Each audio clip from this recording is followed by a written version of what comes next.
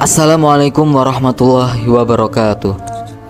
Futuhat Islam di Persia, nasib Yezgard III dan air mata Suraqah bin Malik.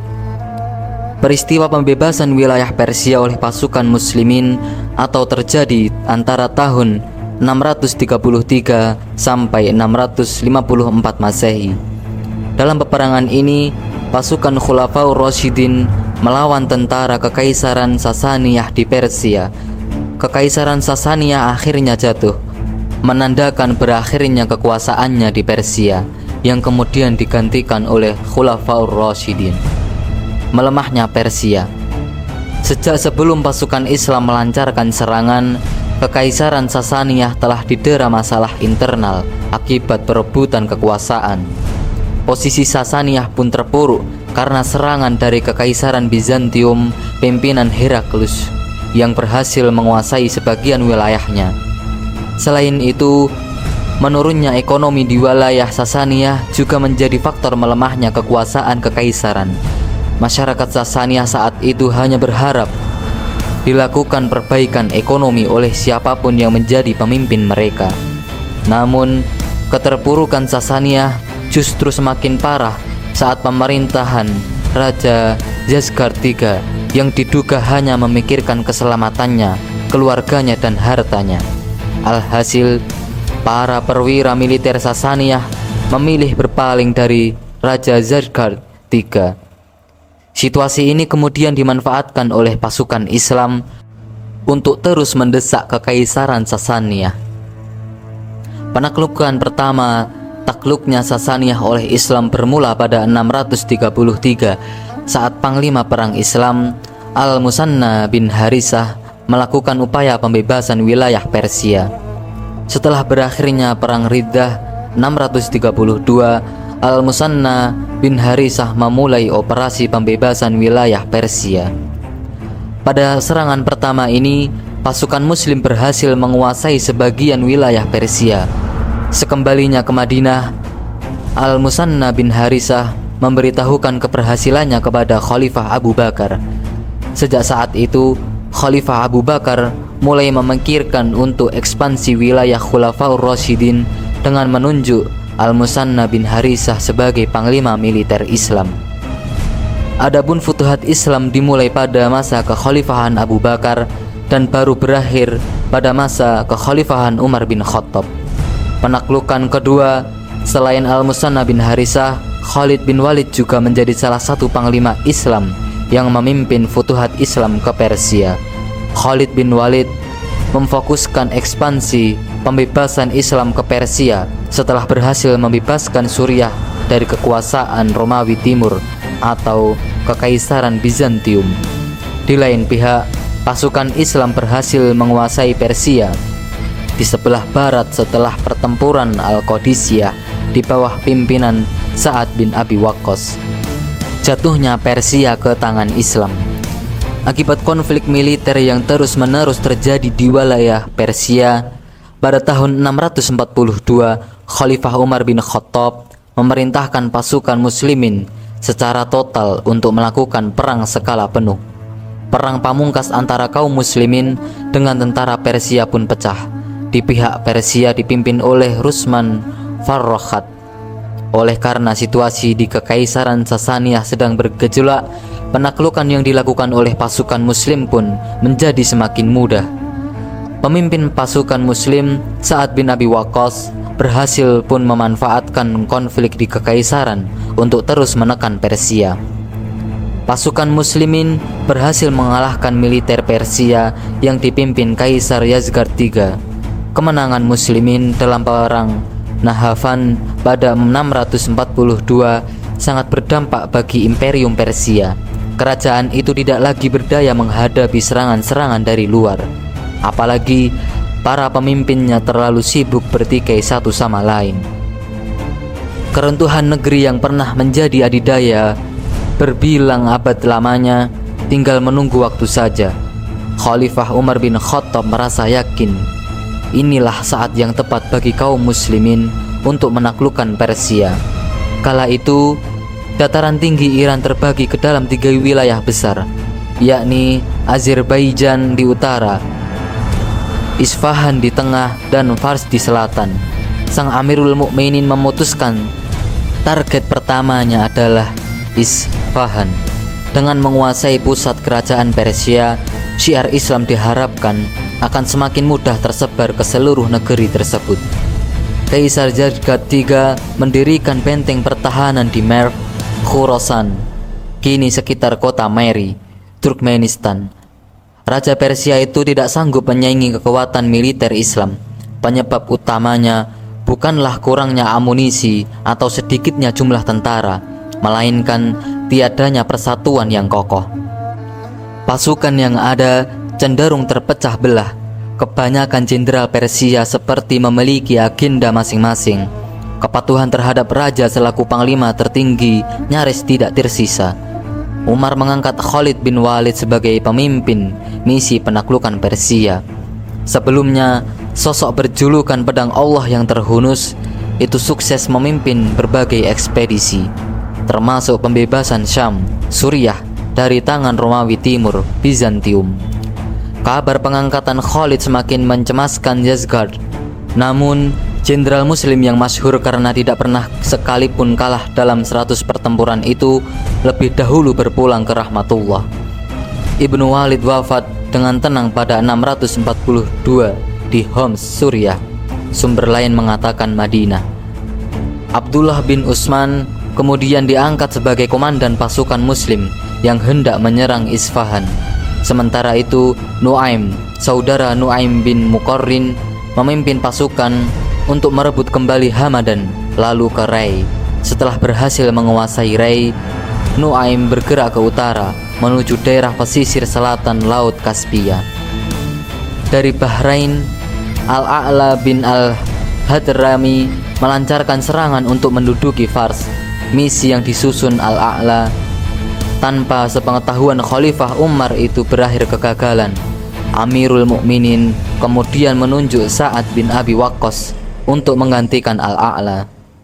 Umar juga mengutus Utbah bin Ghazwan dan pasukannya untuk membantu bala tentara yang terlanjur diterjunkan Al-A'la dan masih bertahan di sekitar pantai Fars. Maka secara garis besar Persia benar-benar terkepung dari 3 penjuru sekaligus, utara, tengah, dan selatan. Pada 651, Umar mengizinkan pasukan muslimin untuk memulai misi merebut Khorasan, benteng terakhir Raja Yezgard. Pasukan Islam itu dipimpin Ahnaf bin Qais. Secara garis besar, Persia benar-benar terkepung dari 3 penjuru sekaligus, utara, tengah, dan selatan. Selain Merv, kota-kota penting di provinsi tersebut adalah Herat, Nishapur, dan Balkh. Ahnaf dan pasukannya memasuki Herat dari Tabasin.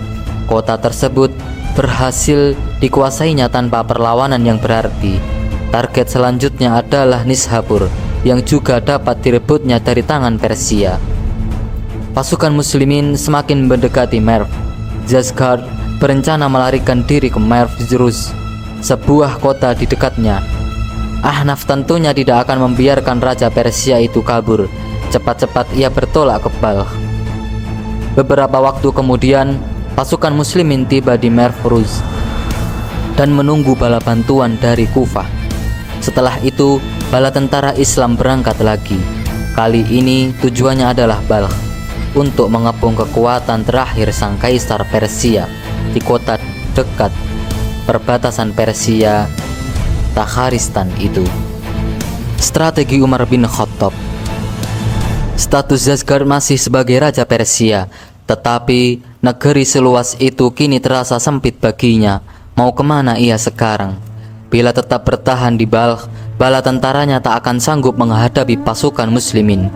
Satu-satunya jalan yang mungkin ialah kabur ke luar negeri bersama dengan seluruh keluarga, pasukan, dan harta kekayaannya yang amat banyak itu. Yezgard meminta bantuan Raja Khokan, Turki, suku bangsa penghuni Asia Tengah yang menguasai negeri Samarkand. Khokan Turki setuju untuk membantu Yezgard setelah melihat begitu banyak harta yang dibawanya. Mengetahui persekutuan antara Persia dan Turki, Ahnaf bersurat kepada Umar. Setelah mencerna laporan situasi lapangan, sang khalifah lantas memerintahkan Ahnaf untuk bertahan di Merv dan jangan menyeberangi sungai Amu Darya sekalipun untuk mengejar musuh. Tetaplah di posisi kalian sekarang, jangan seberangi sungai. Jadikanlah pegunungan tetap di belakang kalian dan sungai di hadapan sebagai parit pemisah antara kalian dan musuh. Begitu pesan Umar. Aliansi Kokhon, Turki dan Yozgat berhadapan dengan pasukan muslimin. Namun antara kedua belah pihak tidak ada yang berinisiatif menyerang terlebih dahulu. Masing-masing hanya memantau dari jauh. Ahnaf sempat mengirimkan seorang untuk menghadap pemimpin Turki. Dalam suratnya, komandan muslim itu menegaskan pasukannya akan terus berada di seberang sungai, tidak akan melintasi Amu Darya. Khaqan Turki menerjunkan sejumlah mata-mata untuk menyusup hingga ke sisi lain sungai. 3 orang mata-mata itu kemudian tertangkap. Para pengintai tersebut berusaha menyerang Ahnaf sehingga dibunuh. Khaqan Turki menyaksikan dari kemahnya sendiri. Tampak olehnya pasukan muslimin ternyata tidak bergerak, tetap bertahan di seberang Amu Darya meskipun terjadi insiden tersebut. Yakinlah ia akan kebenaran surat dari Ahnaf. Tidak ada gunanya kita berada di sini dan memerangi mereka. Mari kita kembali pulang. Biarlah Persia menghadapi masalahnya sendiri, kata sang Khaqan kepada pasukannya sendiri. Mendengar itu, Yozgat terkejut sekaligus bingung, sebab sekutunya itu kini meninggalkannya. Dalam kondisi kalut, Kaisar Persia itu memutuskan untuk mengikuti Khaqan ke ibu kota Turki di daerah Mongolia. Keputusan itu sontak diprotes sebagian besar prajurit dan komandan Persia. Mereka keberatan bila harta kekayaan Persia yang begitu banyaknya dibawa lari dari negeri sendiri ke negeri asing. Apa yang Anda lakukan? Tanya seorang jenderal Persia. Saya akan menyusul Khaqan ke timur, jawab Yozgat. Tunggu dulu. Mengapa kita harus meninggalkan negeri dan bangsa kita sendiri? Lebih baik kembali ke negeri sendiri dan berdamai dengan orang Arab, muslimin. Kita lebih menyukai musuh yang mau mengurus kita di negeri kita sendiri daripada musuh yang mengurus kita di luar negeri kita, kata jenderal tersebut dengan nada tinggi. Namun Yozgat bergeming. Perpecahan pun menjadi konflik terbuka. Pasukan Persia yang menolak keputusan sang kaisar berhasil unggul. Sang raja dan segelintir pengikutnya yang tersisa terpaksa kabur keluar kota. Bahkan mereka sampai ke Fergana, ibu kota Turki, di Samarkand.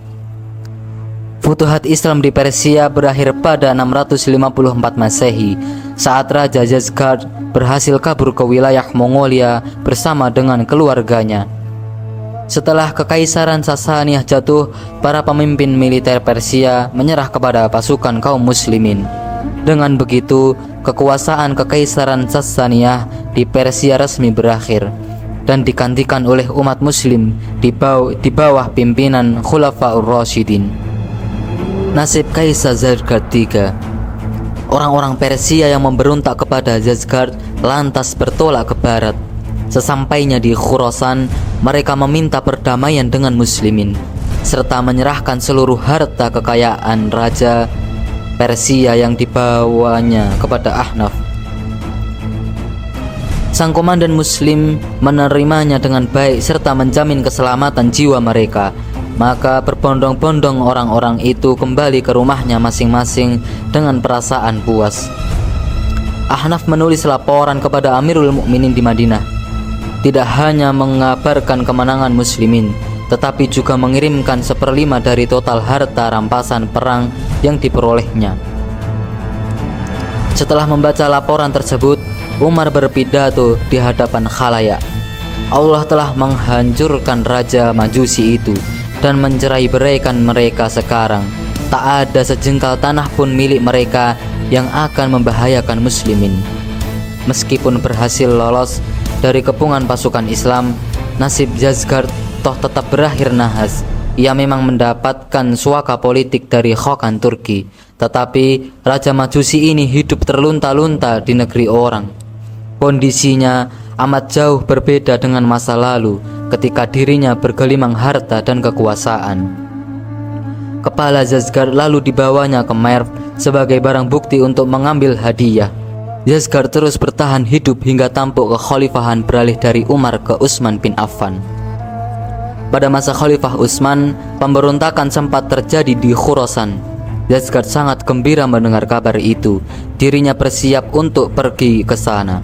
Namun, kerusuhan tersebut dapat diatasi dengan cepat oleh pemerintahan Islam. Lama-kelamaan, para pendukung Yazgard tidak lagi mempercayainya, apalagi menghormatinya. Lelaki itu sekarang tak ubahnya seseorang yang bangkrut, dilucuti dari semua kekuasaan dan kekayaan. Para simpatisan satu persatu meninggalkannya seorang diri. Kini, kemana lagi dia akan berlindung? Bumi terasa sempit baginya. Sementara itu, pihak muslimin sudah menyebarkan mata-mata dari Persia untuk membawanya ke Madinah sebagai tawanan perang. Mengetahui informasi tersebut, Yazgard panik. Ia bersembunyi di sebuah pabrik penggilingan di tepi sungai. Sepemilik pabrik ternyata mengetahui bahwa yang berlindung di sana adalah seorang buronan yang lama dicari-cari penguasa.